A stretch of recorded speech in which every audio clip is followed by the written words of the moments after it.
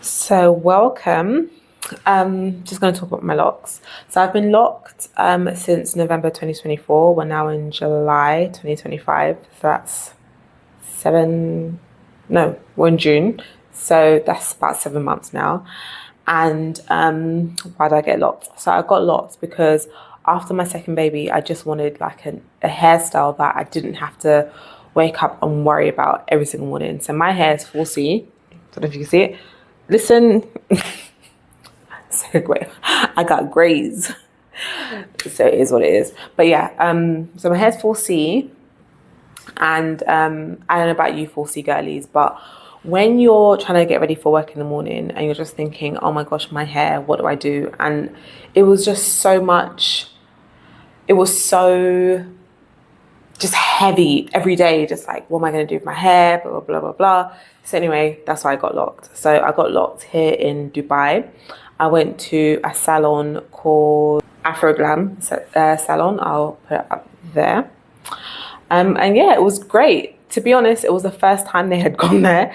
I went there because of my friend Nicole. Shout out Nicole. She goes there to do her braids, and she told me about them. And yeah, they started with a two-strand twist. It was one lady first, and then two ladies continued. And it took about the whole day. It took about, I would say, like 8 hours. And they were really good, really fast. I'll put a video up of my hair.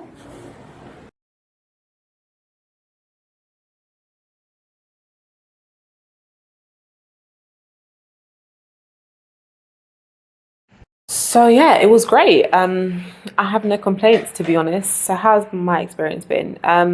So my day-to-day routine, I probably might put it in, we'll see. But my day-to-day routine basically is get water in a spray bottle and literally just drench my hair with water.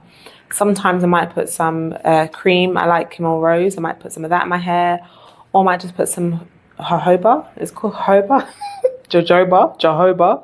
Jehovah. Hallelujah. Jojoba oil, like the ends of the hair, just to keep the ends like moisturized and to seal in the moisture really. I'm looking down at my notes so I don't want to forget anything. So yeah, that's been my experience. I love having locks. I love the ease of it. I don't like the fact that after I had my second, my hair, the edges were thinning out. I don't know if you can probably see that, but I think that's just a normal thing. So I do have some locks that have thinned out, and I'm trying to like get these back. I don't know if you can see that this part is thin and this part is thicker. So I'm trying to nurse them back to health, but it is what it is. How much did it cost? You know what? I did it so long ago. It cost about 2,000 and something dirham, which is about 400 plus pounds. Yes, it's expensive, but it's actually cheaper than if I had done it in the UK. To be honest, I'm so happy. Like, it's such an investment for me because although I wouldn't necessarily go to like hairdressers to do my hair, I would most likely do my hair anyway, and it just takes away that stress of having to do my hair every month or every week or so on and so forth. I wash my hair every week. I try to wash my hair every week. Let's say every 2 weeks at a max. I'll push. I braid and band, wash, and then halas. That's it. What else? Any other information? Yes. So where did I get my hair redone? So I get it retightened. I think it's called retightened or like interlock or whatever.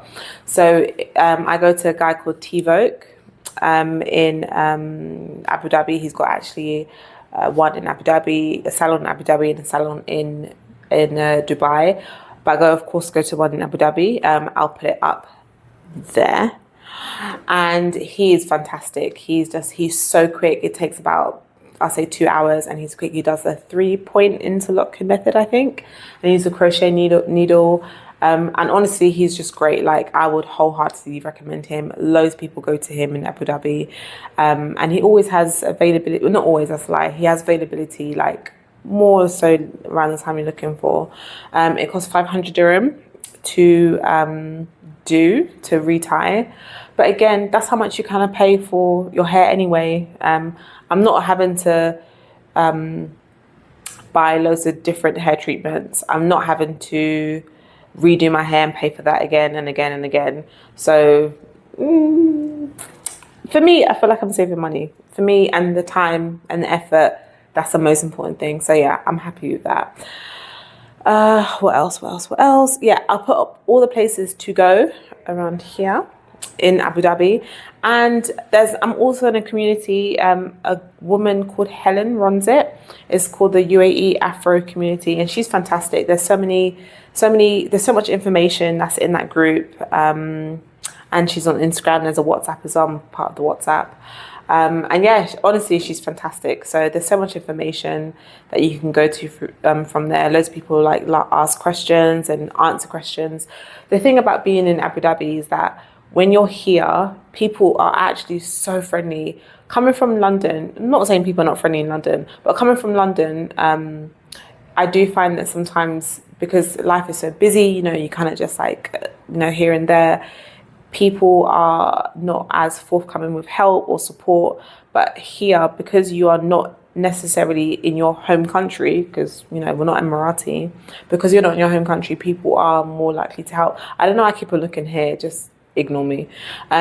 People are more likely and willing to help. So that's my experience. If you would like to know more about anything in Abu Dhabi related to hair or lifestyle culture, hit your girl up. See ya.